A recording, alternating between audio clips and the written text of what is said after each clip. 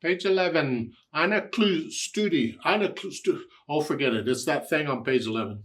This is a lesson on using the pedal. All right, let's talk pedal.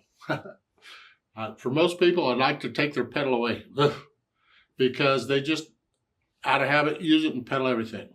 Ugh. I am a picky peddler, and I would hope you would be too. At the top, they explain the sustain pedal. The pedal actually has multiple names or different names for it. Sustain because it holds out or sustains the notes. For instance, if I play a C without the pedal and lift up, its note stops. But if I play a C with the pedal and lift up, the note keeps going. It sustains it, so it's a sustaining pedal or sustain pedal. I like to call it a special effects pedal because, at least on an acoustic, when you use it, it changes the tone a little bit. If I do this, it sounds like, if I have the pedal, it sounds like, it's a different sound. That's important in piano playing. We listen for these little differences. That's what we're after. On an electronic piano, I don't know that it adds overtones or not. I think it depends on the piano. There's different reasons for using the pedal. If you're going to use a pedal, please understand why you're using it. Don't just use it because the music said to. That pedaling in the music is somebody's opinion on what the pedaling should be. Somebody else might change it. They say, no, I don't like that pedaling. I like this pedaling. You decide on how you like your pedaling. It's part of interpreting music. Remember, dynamics, articulation, tempo, pedaling, it's all part of interpreting the music. They're giving you guides on how to interpret, but it's ultimately up to you on how you're going to do it. And on an acoustic, if you have multiple pedals, the pedal I'm talking about is the right hand pedal. The one, you'll use it with your right foot if you have one that works. I had a teacher, one of my teachers in college, he's a concert pianist, they all are in college. He only had one leg. So he had to use the pedal with his left foot because his right foot wasn't there. I mean, it was artificial. So he would pedal with his left foot, which means he couldn't use any of the other pedals, but it didn't seem to slow him down any. He did just fine anyway. But if you have it, use your right foot to use it. If you have an electronic pedal, you may only have one pedal. Well, that's it. That's what we're talking about. If you have an electronic piano and you don't have a pedal, I would encourage you to get one. They don't cost very much, and usually they're universal, although you can look it up, because there should be a port in your electronic piano somewhere to plug in a pedal, and it should work, hopefully. Just make sure the piano is off when you plug it in. If you have an electronic piano and you have it on and you plug that in, the piano won't see it. The piano has to boot up, and it has to see it as it boots up. So make sure the piano is off when you plug it in, the pedal in. Now, there are different symbols for using pedal. It's evolved over the year. Music notation has evolved. This is one of the oldest symbols used, where they have a PED. It's underneath the bottom staff. A PED means push the pedal down here somewhere. And you get a line going across, hold it down, and the line goes up. Here they're using a line up, so you lift the pedal up. It used to be, instead of a line up, they would put a little asterisk or a little star at the end. That was the indication to bring the line up. It's not in a very exact pedaling indication, but pedaling indication isn't exact anyway, so we can deal with this. Knowing why you're using a pedal and when to push it down and when to lift it up is where a teacher comes in handy.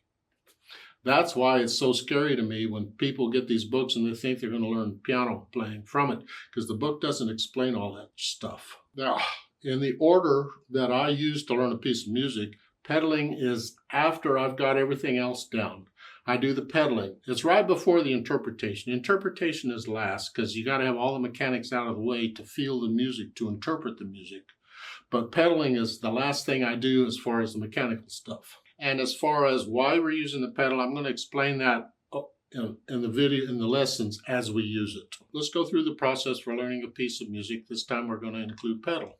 I look it over. It's one page long, more or less. Treble and bass clef this time. There's one sharp in the key signature. This is in the key of G major. So do the G major scale and the E minor scale. One octave up and down. I got all those instructions in the videos. Do it, the trill exercise, the accents, the wrist, the whole thing.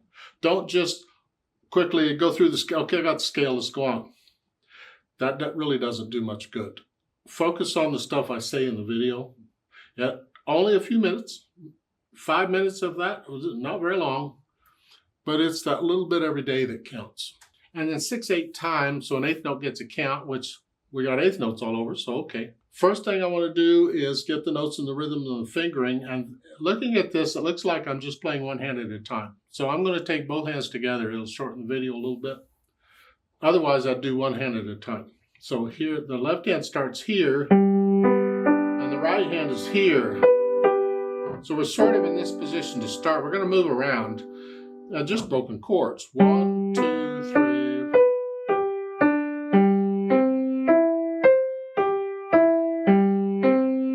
Don't forget the F sharp, and the right hand comes out.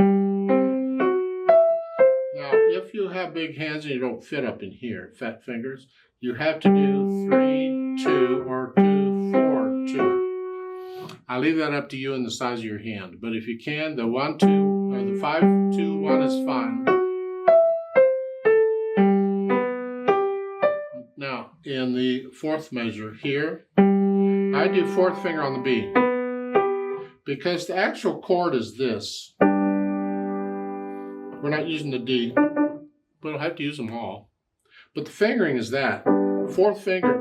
Some teachers teach third finger, but I teach fourth finger. That's what I had to do. That's what I did. And the reason we're using fourth finger in the right hand is because of measure 5.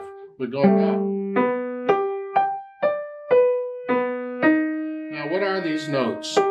That's measure 6. Well, that's okay, and you can go ahead and use third there. But that note, that is 3 ledger lines above the staff. 1 ledger line is middle C, 2, 3, it's a G. Try and memorize that note if you can. Now we're going to go through this whole thing and work out all these notes okay. Now you are moving around a little bit, so eventually it would be helpful if you could actually get to where you can play most of this without looking at the keyboard, where you can feel moving around a little bit and see where you are, feel where you are. Except at the end, of course, when you got to do that, come down here, you got to look down to see where that is. But again, when you're looking at the keyboard to see where you're going, you're usually only glancing down. You know what a keyboard looks like. You don't have to study. You just glance down to see where you got to go, and then you look back at the music. So I get the notes in the rhythm and fingering, and then I go back over and make sure there's no hesitations. And then I'll add the articulation. In this case, they're all connected.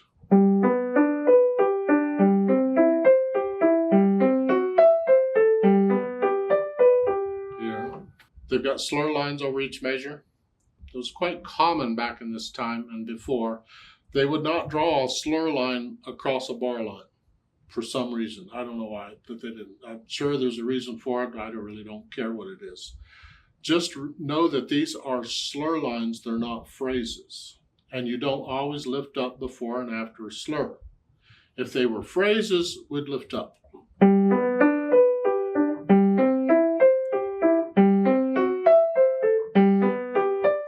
Just a little lip, like just a quick breath. But they're not phrases, they're slurs. So I'm going to connect all of this together, all the way to the end. And that's the only articulation I see. Even at the last 2 measures here. Connect this and that. Connect it all the way to the end. Yeah.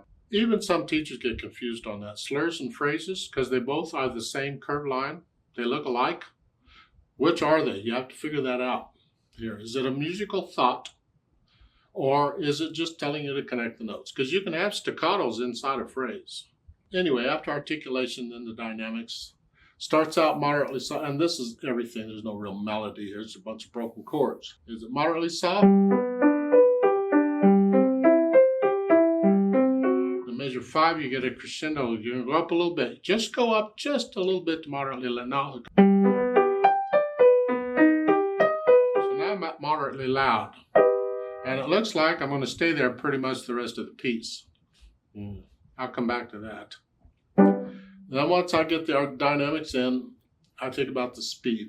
And they got all this German in here. I don't speak German. It would be easier if he would have put it in Italian. Like a lot of times they'll put everything in Italian, so no matter what country or what language you speak, you can still understand what, but you'd have to look all that up to see what that is. I'm going to say it's all flowing, smooth and connected. And once I've got that, then I can add the pedal. This also gives you a chance to hear the difference in sound between without the pedal and with the pedal. What is it? It gives you a chance to say, why am I using pedal? What's going on here? It appears we are using pedal for the harmony. We want to connect all these notes together. We want all these notes at the same time, and the pedal will allow us to do that. Plus, it gives us the overtones on all of them. You got all that noise coming in. We have to be careful because if it's moderately soft, we want to keep it that way. So don't let the pedal mess it up for you. And the pedaling indication they're showing is, it's not exactly right, but we'll talk about that. When I first play the note, I want to start the sound first before I release the overtones. So this kind of grows out there. It's here. And at each measure, we're changing the pedal. Up and just let it up and back down. That's called change pedal. Because the chord is changing, the harmony is changing. I'm going from here to here, here, here. So I play all these chords as block chords. That's the harmony is changing. I don't want to mix them. I don't want here.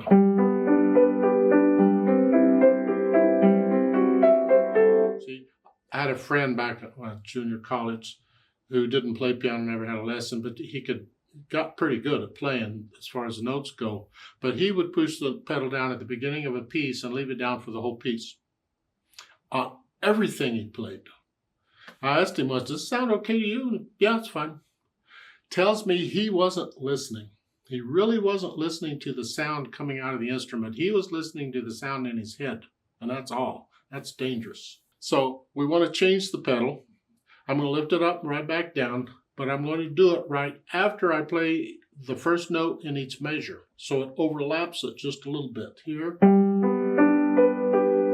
Push the note down first and then lift the pedal.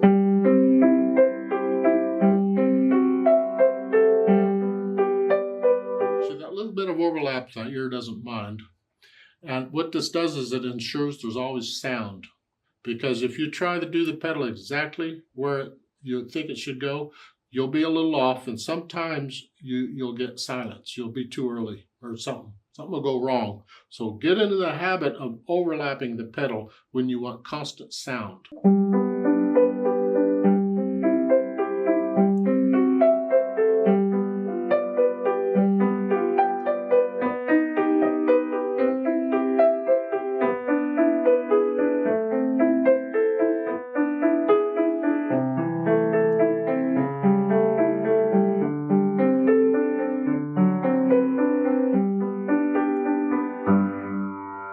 Then at the end, you lift the pedal, lift the pedal in the hand at the same time. Once you get all that out of the way and you're kind of getting into the music, think about expressing it. How do you feel about this music? You might feel getting a little louder and softer in places. Here, the natural accents, 1, 2, 3, 4, 5, 6.